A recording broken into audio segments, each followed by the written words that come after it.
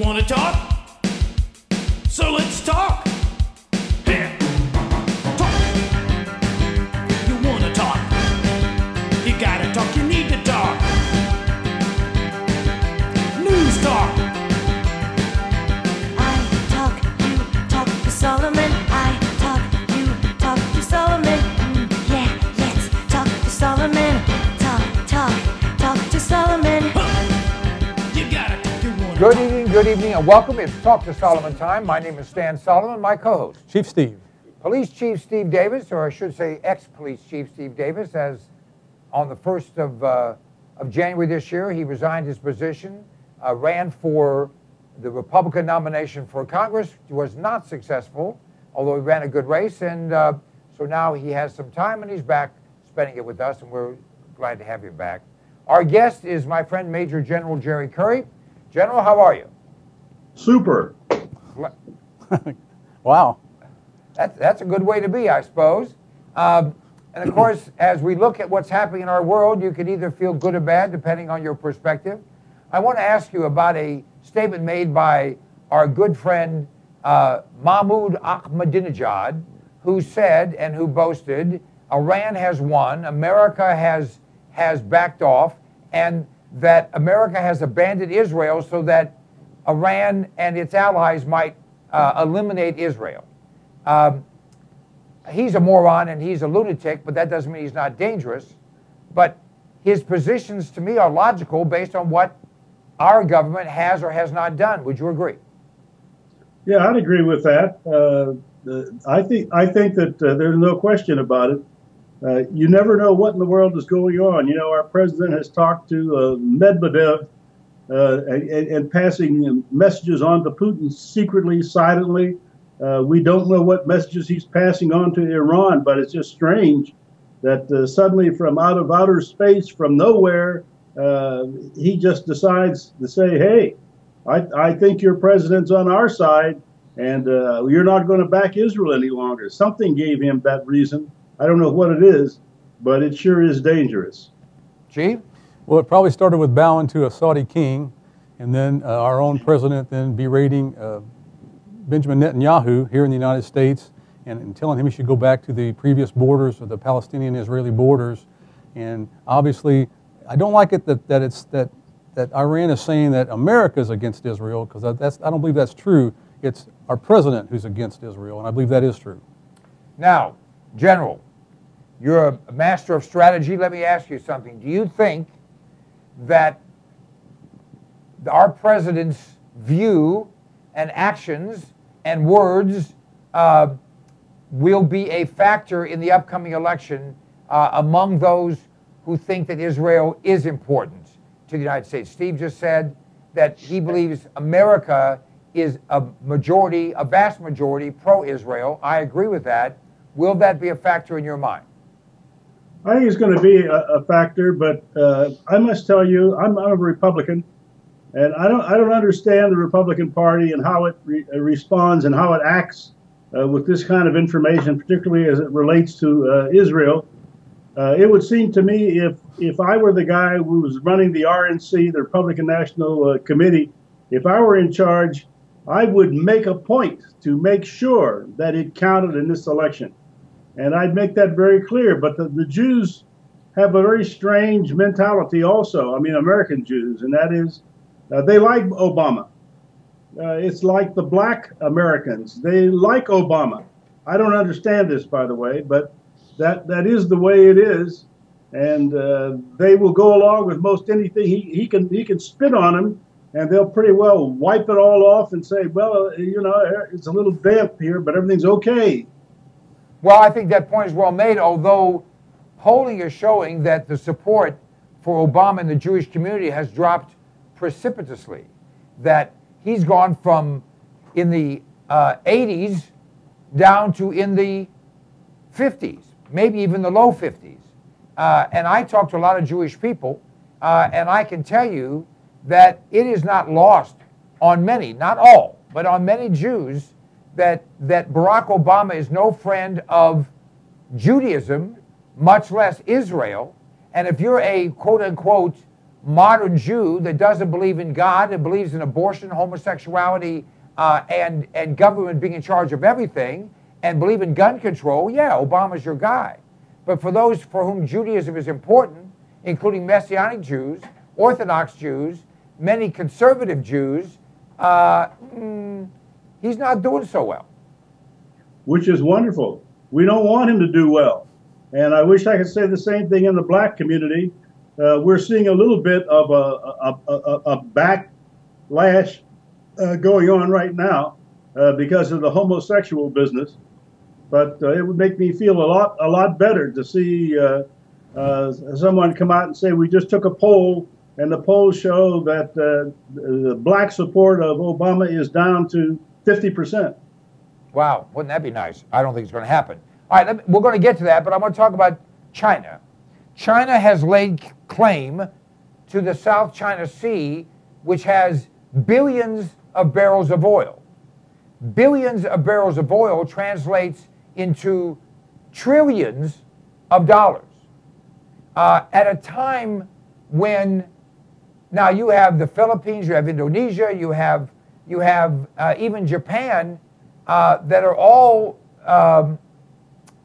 shall we say, concerned, but we don't have the United States saying to China, thou shalt not. Your feelings from a strategic perspective, are we laying the groundwork for our own destruction? Yes, we certainly are laying the groundwork. I don't understand that either. There's some strange things that seem to be going on in foreign affairs, but there is no question that the Chinese have an intention of totally taking over their part of the world. When I say their part of the world, I'm saying contiguous parts of the world, sea, land, air, all that sort of thing.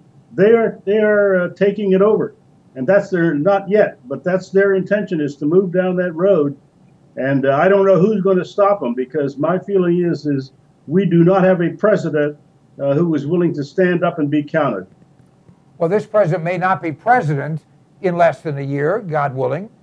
Chief?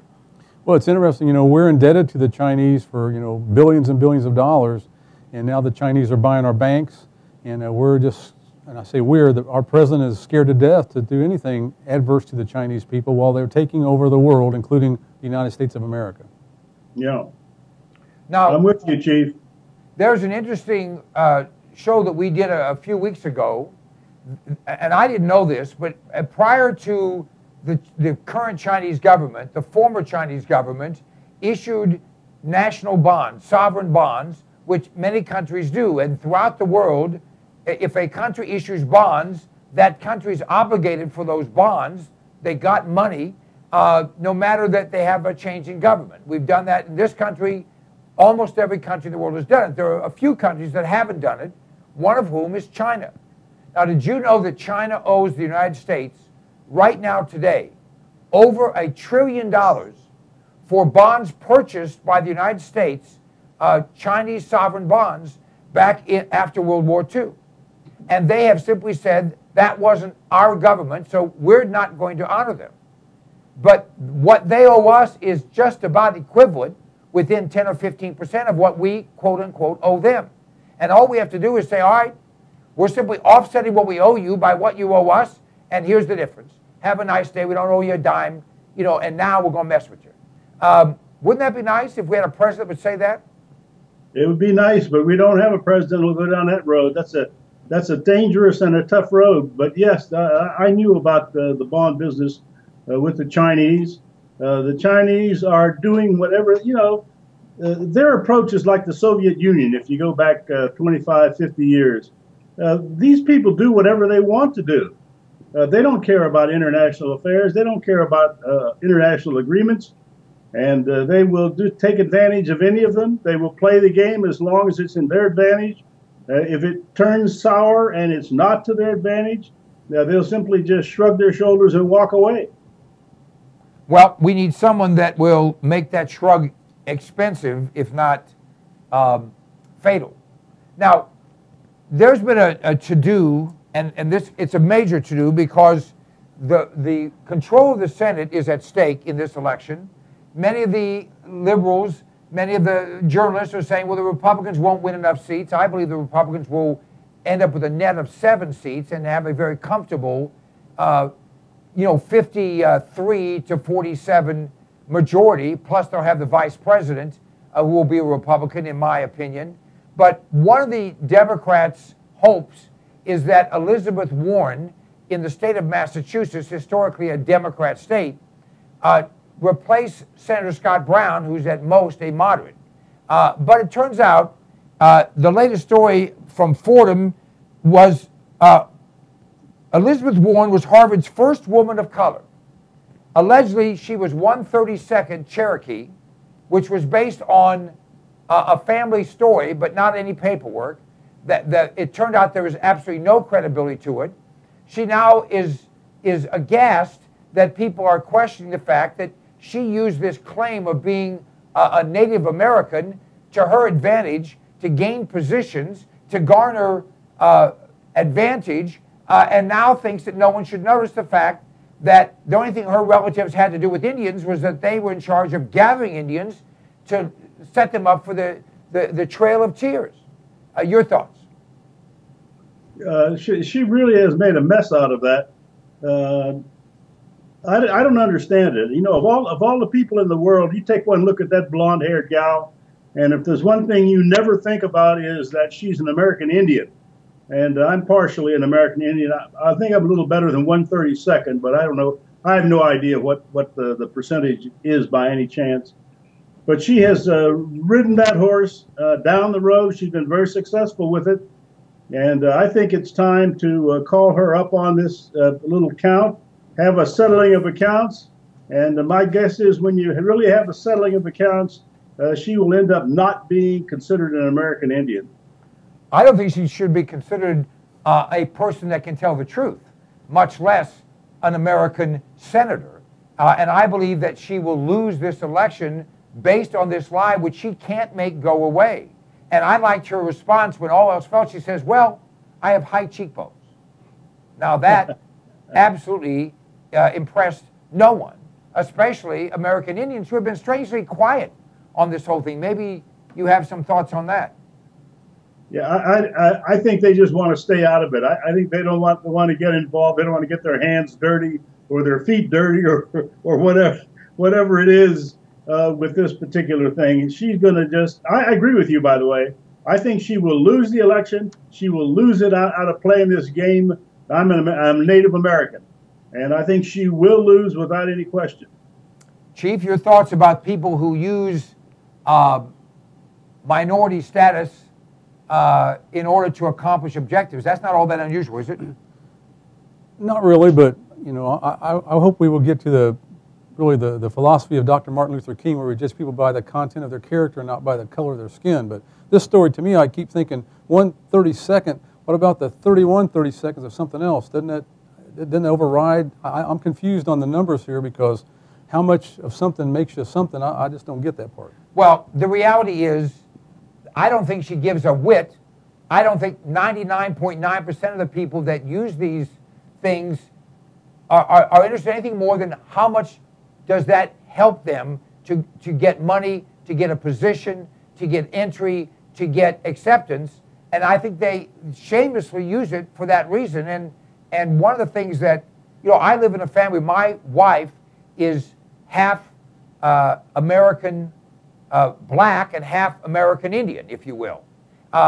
Therefore, and of course, I'm part whatever, part Eurocentric and part American. And our kids have never used the various and sundry pieces and parts to apply for any benefit, because we wouldn't let them, frankly. There was no reason for it. It was the wrong reason. If you didn't deserve it, if you couldn't earn it, if you didn't qualify for it, then to get in under that cover to us was wrong. Isn't that the issue, General? Sure, it's the issue. You know, and I'm in the same position as your children. I could have done lots of that stuff. Well, maybe I was born about 20 years too late, or too early, rather. I didn't have that opportunity. Nobody came up and said, gee whiz, we'll pay your way to Harvard. We'll pay your way to Yale. All you have to do is say you're 1/32 Native American. That probably would have been an easy way to get college, I suppose. A lot of young people today believe that the society owes them, and that's not just the black people, the white people, the American Indians. A lot of people today in our country are sitting around waiting for Obama to deliver all of the good stuff that he has promised them, and their intention is, of course, that it's all going to be free. And I don't know whether they intend to work after they finish college or not.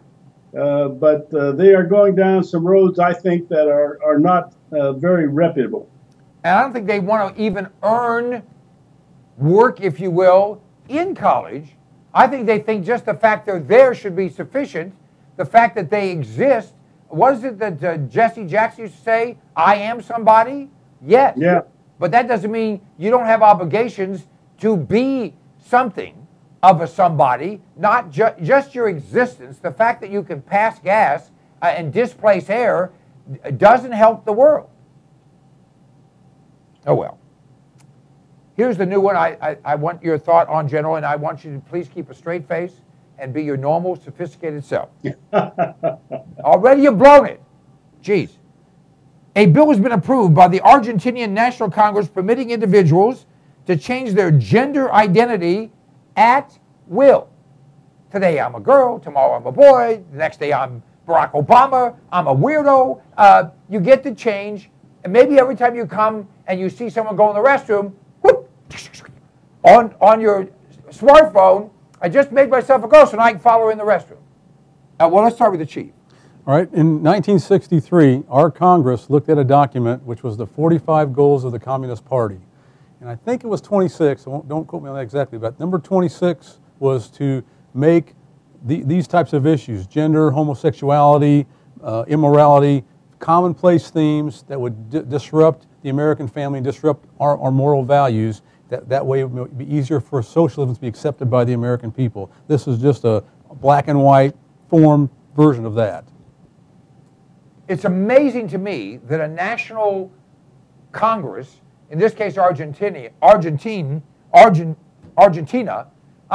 although they have a Marxist lady in charge and they're going to get nuked here by England any day now, but the fact is that they would say, because they're a quote-unquote Christian country, they have a norm down there that to promote this is to promote utter chaos. How can a woman, how can a small person, how can a child feel safe? I mean, you're literally going to have to always, stand outside the restroom when your wife goes in, stand outside the restroom when your child goes in, because you have no idea who, what, or however people will proceed. If you can change your gender, what else can you change?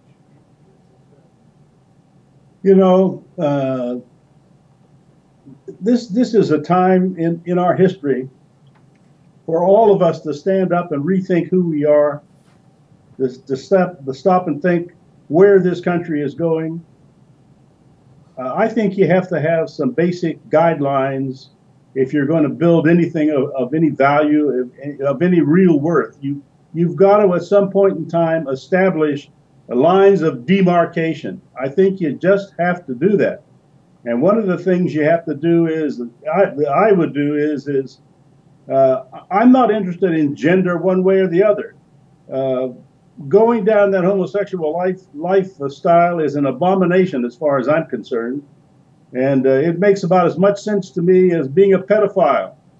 If we can have the same gender, married, living together, having children, all that sort of stuff, then the pedophile has about as much right as the homosexual person has. I think it's very unfortunate, but I believe that our Congress, I believe our Supreme Court, I believe our president, I believe our churches, our synagogues, people need to stand up and be counted on this issue and not be counted. Don't let it be shunted off as a gender issue. Oh, we're going to be civil rights for the gender. Garbage. It's not that at all. It's a question of what's right and what's wrong. And this is wrong. We just had a judge in New York. A judge ruled Let me give you the judge's name here, which I have here, and I can't remember it right now, Lipman or something like that. The judge ruled that viewing child pornography is not a crime. The ruling said it's not illegal to merely view online child porn. And now the people, some in New York, are saying the federal government has to take over every single case because every single case in New York is going to be dismissed. I have this judge's name. I don't know why I can't find it, but I think his name is Lipman.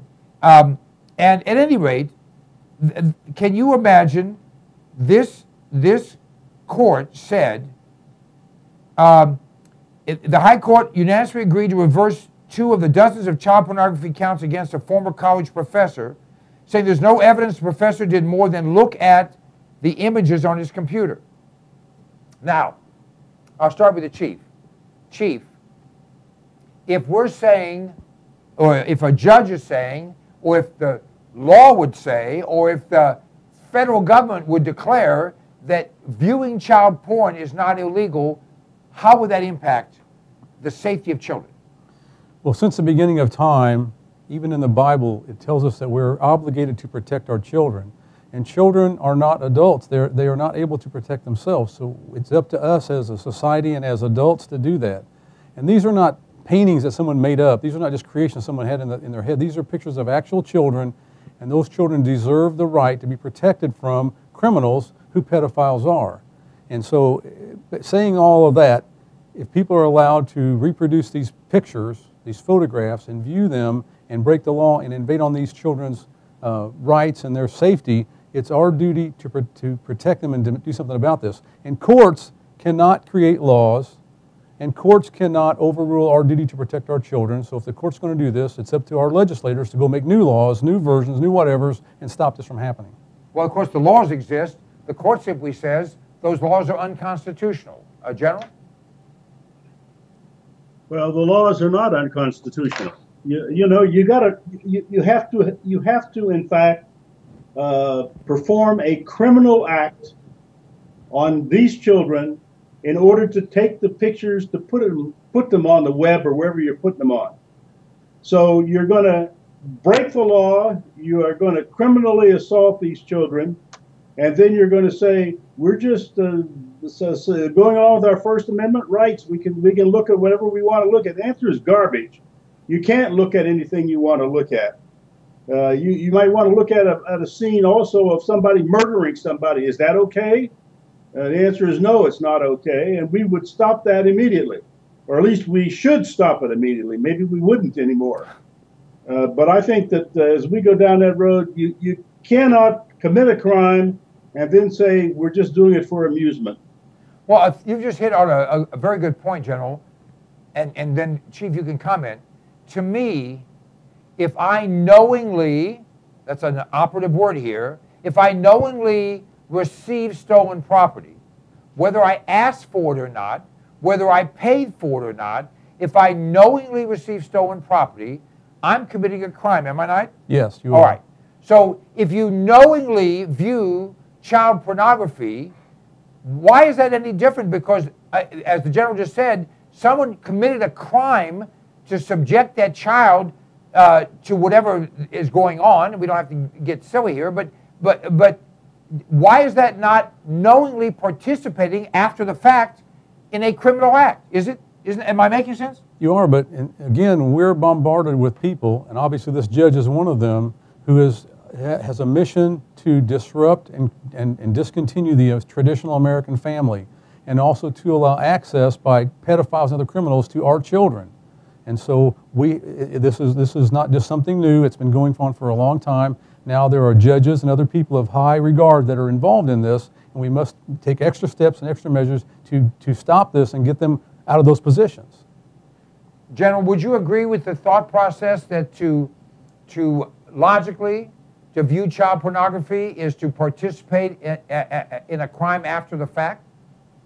I believe it is, and I don't see any way that you or me or a judge can justify this. This is this is criminal behavior, and we're saying that criminal behavior is fine. And it's like I said earlier, If you can justify this, then you can justify being a pedophile. You can justify having sexual intercourse with animals. All of the problem is this is not gender again. This is an abomination. This is an affront to society. This is something that under no condition should be allowed by any civilized society. All right, we're going to take a quick break. We'll be back with Major General Jerry Curry, my friend Chief Steve Davis, and you, of course, here on Talk to Sullivan.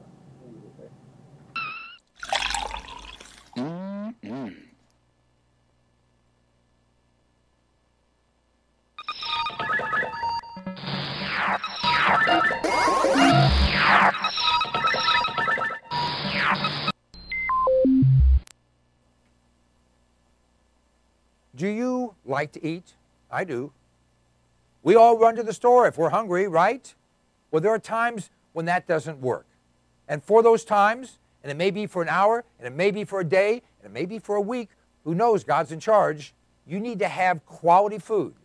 Alpine Air, that's what this is, quality food. It has extended shelf life, and it tastes great. You should store what you eat and eat what you store.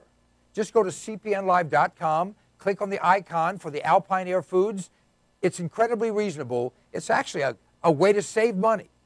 Alpine Air has quality food that's going to be there when you need it. It's always better to have it and not need it than need it and not have it. Alpine Air at cpnlive.com. Click on the icon and protect your family.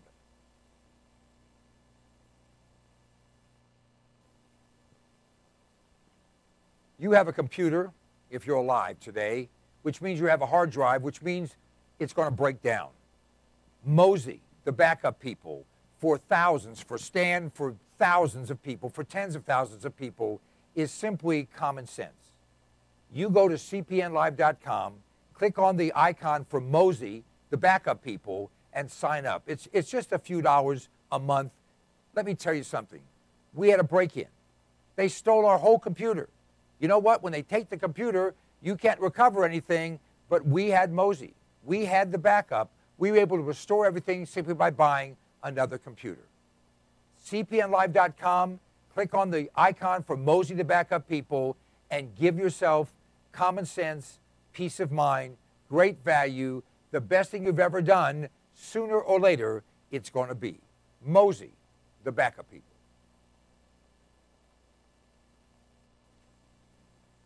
I am holding in my hand a product. It's called TR10 Supercolloidal Silver. It's a natural antibiotic that works. You know, the reason we use silver to make cutlery, silverware, is because nothing grows on silver. It's the reason they put it in your teeth. It's the reason they use silver instruments to operate on the brain. TR10 is very inexpensive. Just go to cpnlive.com, click on the icon for the TR10, and order a quart. It's so inexpensive, it's really silly. But it's invaluable when you have a sore throat, when you have a cold, when you have something you're concerned about in yourself, your child, whether you have to spray it in your eyes or swallow it or put it on your skin, makes no difference. It's totally safe. It has less silver than is the safe level in drinking water, yet it's done in such a way that it does the job. A natural antibiotic, yours, TR10, Supercolloidal Silver, from cpnlive.com. Just click on the icon.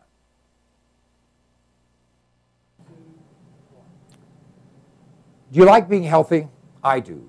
In fact, this product, which I've been taking for years now, is absolutely the answer. Now, you may not believe it, but I'm actually 21, plus tax, of course. This product has 146 different healthful nutrients in it, and it's liquid, so it's bioavailable. It tastes great, and it's sugar-free. 1 ounce of Sonic Life each day will help you to maintain and enhance your health. It's the kind of a gift, well, that you'll thank your mom for, your husband for, your wife for, your kids for. Whoever you give it to, they're going to say thank you, and you are going to enjoy the benefits of having all the vitamins, all the minerals, all the nutrients your body needs in one very reasonably priced product. Just go to cpnlive.com and everything's right there. You'll be able to read all the ingredients, The price is right there, a flat price delivered to your door anywhere in the United States of America. Sonic Life is a gift, a great gift. Give it to yourself. I do.